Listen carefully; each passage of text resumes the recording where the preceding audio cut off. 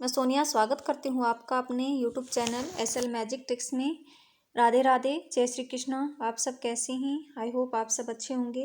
तो फ्रेंड्स, आज से हम करेंगे हरियाणा जो एचटेट का जो एग्ज़ाम होने वाला है उसके लिए सीरीज शुरू कर रहे हैं, जिसमें हम आज सीडीपी के क्वेश्चन करेंगे जो कि प्रीवियस ईयर रहेंगे। सब जो क्वेश्चन है किसी न किसी एग्ज़ाम में आए हैं और ये एचटेट से रिलेटेड ही रहेंगे। ज़्यादातर जो क्वेश्चन है प्रीवियस ईयर एचटेट से ही हैं। तो चलिए शुरू करते हैं देरी न करते हुए।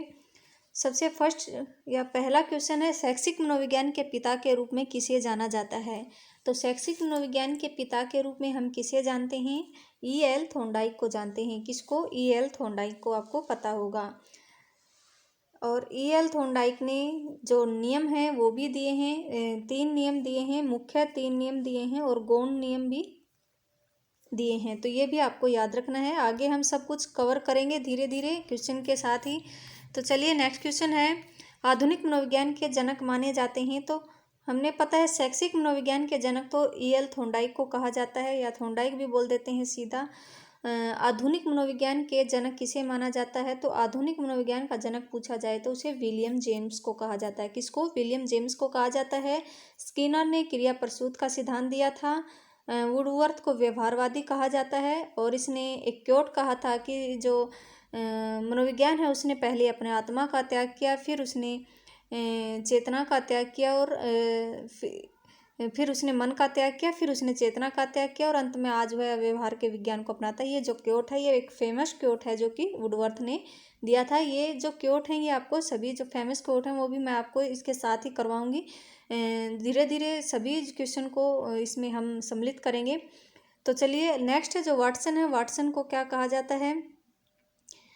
वाटसन को जो हमारा व्यवहारवाद है उसका जनक किसको माना जाता है? वाटसन को माना जाता है।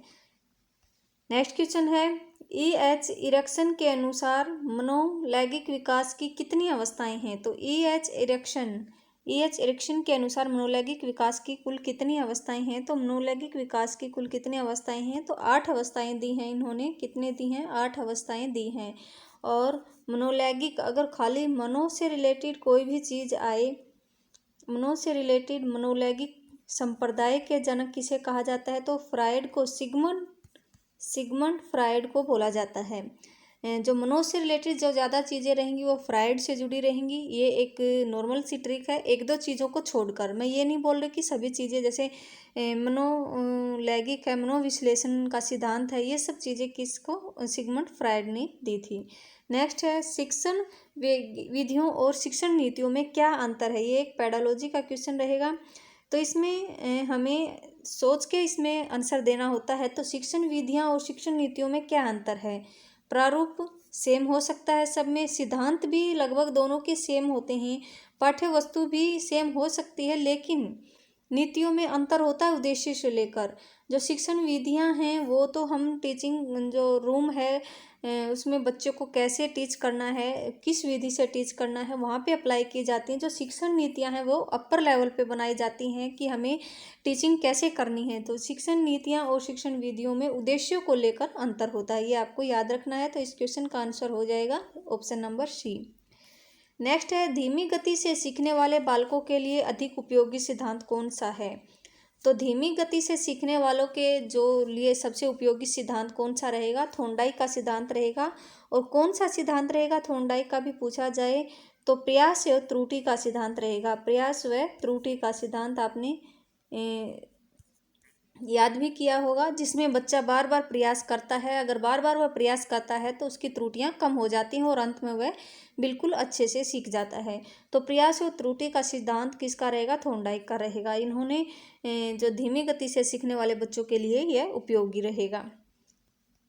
नेक्स्ट है, किस मनोवैज्ञानिक ने कहा कि चेतन मन के साथ अचेतन मन पर भी ध्यान देना चाहिए? तो चेतन मन के साथ अचेतन मन के बारे में किस जो मनोवैज्ञानिक है उसने बात की है? तो अचेतन मन के बारे में हमें पता है, जो अचेतन मन है, जब भी अचेतन मन की बात आए तो वो किसके साथ जाएंगे? फ्राइड के साथ जाएंगे। किसने दिया है, किसने बात की है चेतन मन के बारे में? फ्राइड ने की है। और अपने जो मनोविश्लेषणात्मक जो सिद्धांत दिया है उसमें इसने की है सिद्धांत या मनोविश्लेषणवाद जो संप्रदाय है उसके जनक भी कौन रहेंगे, फ्रायड रहेंगे। तो उन्होंने ये बात कही है कि जो हमें अपने अचेतन मन पर भी ध्यान देना चाहिए, क्योंकि जो ज़्यादातर जो हमारा जो कंट्रोल है वो अचेतन मन के द्वारा किया जाता है, इसलिए हमें अचेतन मन पर भी ध्यान देना चाहिए। नेक्स्ट है मनोविज्ञान आचरण व्यवहार का यथार्थ विज्ञान है, कथन किसका है? तो ये एक क्योट रहेगा, ये आपको याद रखना है। ऐसे ही मनोविज्ञान आचरण एवं व्यवहार का यथार्थ विज्ञान है। अब इसमें आंसर कैसे निकाले हमें?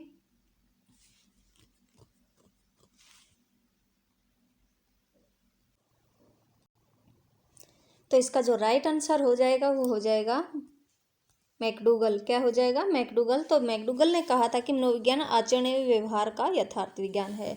बाकी ये सभी व्यवहारवादी हैं। वॉटसन ने क्या जो हमारा व्यवहारवाद जो संप्रदाय है उसके जो प्रवर्तक कौन रहेंगे? वॉटसन रहेंगे। स्किनर भी व्यवहारवादी हैं और वुडवर्थ भी व्यवहारवादी हैं। कई बार पूछ लिया जाता है इनमें से कौन व्यवहारवादी हैं कौन नहीं है, तो ये भी आपको ध्यान रखना है। बाल केंद्रित शिक्षा की अवधारणा मनोविज्ञान के किस संप्रदाय ने दी थी? तो बाल केंद्रित जो विज्ञान है उसकी अवधारणा मनोविज्ञान के किस संप्रदाय ने दी थी? गेस्टालवाद, संरचनावाद, मनोविश्लेषणवाद या फिर व्यवहारवाद। तो किसने दी थी ये जो बाल केंद्रित की अवधारणा? वो दी थी मनोविश्लेषणवाद ने। तो किस संप्रदाय की देन है? ये इम्पोर्टेंट क्वेश्चन रहेगा। वैसे जो व्यवहारवाद हैं उसमें भी बाल केंद्रित शिक्षा की अवधारणा पर जोर दिया जाता, लेकिन ये पूछा जाता अवधारणा किस संप्रदाय ने दी? तो ये मनोविश्लेषणवाद ने दी थी। नेक्स्ट है जेम्स ड्रेवर ने मनोविज्ञान को किस प्रकार का विज्ञान माना है? तो जेम्स ड्रेवर ने मनोविज्ञान को एक शुद्ध विज्ञान माना है। क्या माना है? शुद्ध विज्ञान माना है। व्यवहार का जो विज्ञान है उसको क्या माना है? शुद्ध विज्ञान माना है। नेक्स्ट है बच्चों के संज्ञानात्मक विकास को सबसे अच्छे तरीके से कहाँ परिभाषित किया जा सकता है? पेडागोलॉजी का क्वेश्चन रहेगा। ये आपको सूझबूझ से देना है। तो संज्ञानात्मक विकास की बात आए तो हम किसके साथ जाएंगे? वो किया जाता है विद्यालय एवं कक्षा में। कहाँ पे? विद्यालय एवं कक्षा में। अगर आए तो सामाजिक विकास की बात, अगर सामाजिक विकास की बात आए तो हम ऑप्शन जाएंगे खेल के मैदान में। तो ये दोनों क्वेश्चन बहुत बार एग्जाम में पूछे गए हैं कि बच्चों के संज्ञानात्मक विकास को सबसे अच्छे तरीके से कहाँ परिभाषित किया जाता है? तो विद्यालय एवं कक्षा में। और अगर सामाजिक विकास की बात आए तो हम खेल के मैदान में जाएंगे, क्योंकि जब बच्चा खेलेगा तभी तो एक दूसरे से बातचीत होगा और वहाँ पर लोगों से मतलब अपने जो दोस्त हैं उनसे घुले मिलेगा, तभी तो उसका जो सामाजिक विकास है सबसे अच्छे तरीके से इसका विकास होगा। नेक्स्ट है मनोविज्ञान व्यवहार एवं अनुभव का विज्ञान है। तो ये किसने कहा? मनोविज्ञान व्यवहार एवं अनुभव का विज्ञान है। Skinner, Woodworth, McDougall. मैकडूगल ने तो यथार्थ विज्ञान कहा था। तो ये किसने कहा कि मनोविज्ञान व्यवहार एवं अनुभव का विज्ञान है?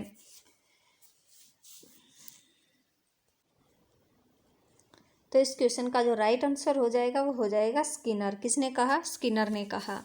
नेक्स्ट है मैकडूगल ने, मैंने अभी आपको बताया था ऊपर क्या कहा था? यथार्थ विज्ञान कहा था। आचरण का इसका ये क्योट आपको याद रखनी है। नेक्स्ट है शिक्षा के संकुचित अर्थ में शिक्षा प्रदान की जाती है। एक होता है संकुचित अर्थ, एक होता है जो हमारा असंकुचित जिसको बोलते हैं, या फिर हम बोर्ड बोलते हैं जिसे बोर्ड सेंस में लिया जाता है अर्थ।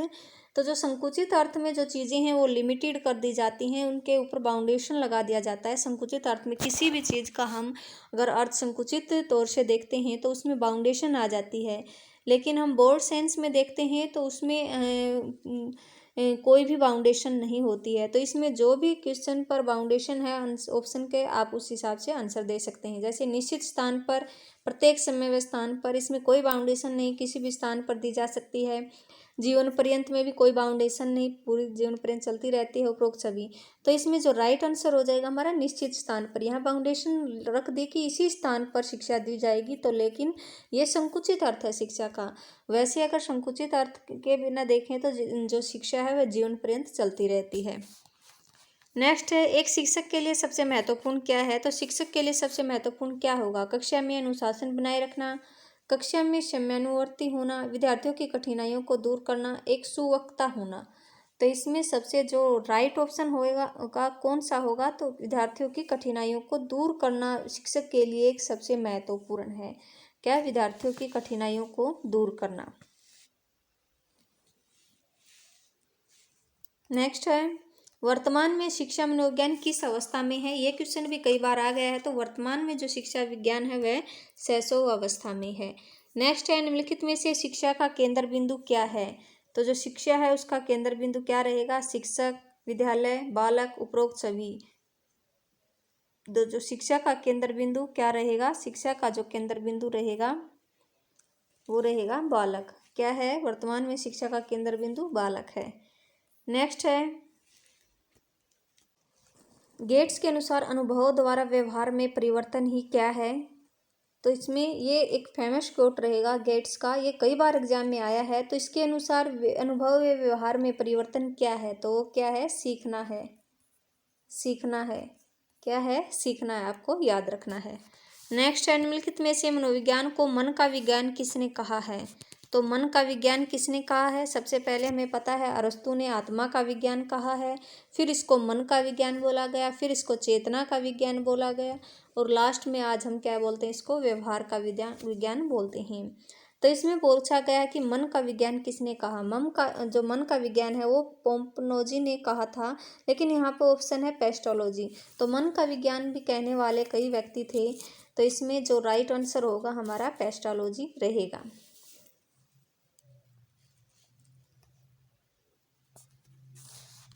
नेक्स्ट है,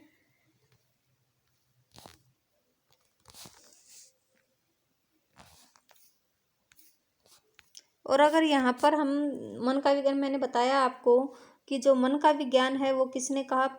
पेस्टोलॉजी ने कहा। जो आत्मा का विज्ञान है वो किसने कहा? अरस्तु ने कहा था। और एक और पूछा जाता है चेतना का विज्ञान। चेतना का विज्ञान किसने कहा? विलियम जेम्स ने कहा, जिसे आज आधुनिक जो मनोविज्ञान का जनक माना जाता है। किसे? William James. इसने क्या कहा है मनोविज्ञान को? चेतना का विज्ञान का। ये भी आपको याद रखना है। स्किनर किस देश के वैज्ञानिक हैं? तो स्किनर किस देश के वैज्ञानिक रहेंगे? तो स्किनर रहेंगे अमेरिका के। अमेरिका के क्या हैं? वैज्ञानिक है। और इन्होंने क्या? क्रिया प्रसूत का सिद्धांत दिया है। क्रिया प्रसूत का क्या दिया है? सिद्धांत दिया है। ये आपको याद रखना है। नेक्स्ट है, संवेग की उत्पत्ति से होती है। संवेग उत्पत्ति खालिस्तान से होती है। तो संवेग की जो उत्पत्ति है वो मूल प्रवृत्तियों से होती है। और कुल कितने संवेग हैं? 14 हैं। और ये मूल प्रवृत्तियों का जो सिद्धांत है या मूल प्रवृत्तियों के बारे में किसने बताया था? ये विलियम मैकडूगल ने बताया था। विलियम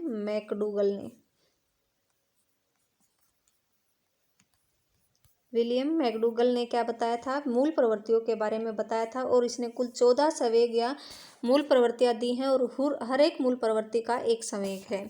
और वह भी क्वेश्चन पूछे जाते हैं, आपको 14 के 14 याद होने चाहिए। नेक्स्ट आगे जो क्वेश्चन आएंगे उनमें हम कवर करेंगे इनको। तत्परता का नियम अधिगम का किस प्रकार का नियम है? जो थॉर्नडाइक ने दिए हैं, वो जो नियम दिए हैं, जो थॉर्नडाइक ने जो नियम दिए हैं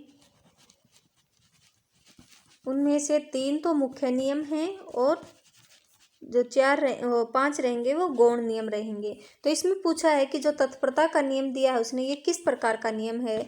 जो तत्परता का नियम रहेगा ये मुख्य नियम रहेगा। और मुख्य नियम में 3 दिए हैं। कौन कौन से? प्रयास या त्रुटि का सिद्धांत, तत्परता का सिद्धांत, और जो तीसरा रहेगा वो प्रभाव का सिद्धांत रहेगा। ये आपको याद रखना है। नेक्स्ट है, मनोविज्ञान की आत्मा का विज्ञान किसने कहा? इजी क्वेश्चन है, ये भी पूछ लिया गया है। अरस्तु ने कहा था। नेक्स्ट है, शक्ति मनोविज्ञान का प्रतिपादन किसने किया था? शक्ति मनोविज्ञान का जो प्रतिपादक है वो किसने किया था? वो वोल्फ ने किया था। किसने किया था? वोल्फ ने शक्ति मनोविज्ञान का प्रतिपादन किया था। नेक्स्ट है, काम की प्रवृत्ति का सबसे अधिक बल किस मनोवैज्ञानिक ने दिया था? काम की प्रवृत्ति पर सबसे अधिक बल किस मनोवैज्ञानिक ने दिया? तो काम की प्रवृत्ति पर सबसे ज़्यादा बल स्किनर ने दिया, हेगार्टी ने दिया, सिगमंड फ्रायड ने दिया, या थ्रस्टन ने दिया? तो जो काम की प्रवृत्ति पर सबसे ज़्यादा बल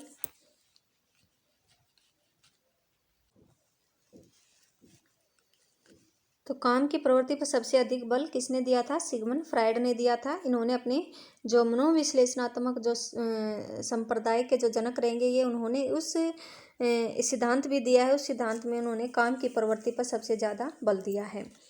नेक्स्ट है, निम्नलिखित में से चिंपैंजियों पर प्रयोग किसके द्वारा किया गया है? तो चिंपैंजियों पर जो प्रयोग है वो गेस्टाल्टवादियों जो कि रहेंगे कोहलर ने किया है। और इन्होंने सूझबूझ का जो सिद्धांत दिया है उसमें इन्होंने अपने जो उस प्रयोग चिंपैंजियों पर प्रयोग किया है। और इसमें जो ये भी पूछा जाता है, गेस्टाल्टवाद संप्रदाय का जो उदय है वह 1912 में हुआ था। और 1912 में जो जनक रहेंगे इसके वो रहेंगे वर्दीमर। कौन रहेंगे? वर्दीमर इसके जनक रहेंगे गेस्टाल्टवाद संप्रदाय के। और ये गेस्टाल्टवाद में किन किन का नाम जाता है? कोफा का भी, वर्दीमर के भी और कोहलर, और एक और नाम लिया जाता है गेस्टाल्टवाद संप्रदाय से related, Kurt Lewin. Kurt Lewin भी क्या रहेंगे? गेस्टाल्टवादी रहेंगे। कुर्ट लेविन भी गेस्टाल्टवादी रहेंगे। तो ये तो कुछ इंपॉर्टेंट क्वेश्चन। नेक्स्ट जो क्वेश्चन है वो हम अगली वीडियो में करेंगे। ये आपको कैसी लगी क्लास कमेंट करके बताइए। अगर आपको अच्छी लगी तो प्लीज़ बताइए कि मैं आगे भी क्लास लेके आऊँ या नहीं लेके आऊँ। तो थैंक यू सो मच, मिलते हैं नेक्स्ट वीडियो में।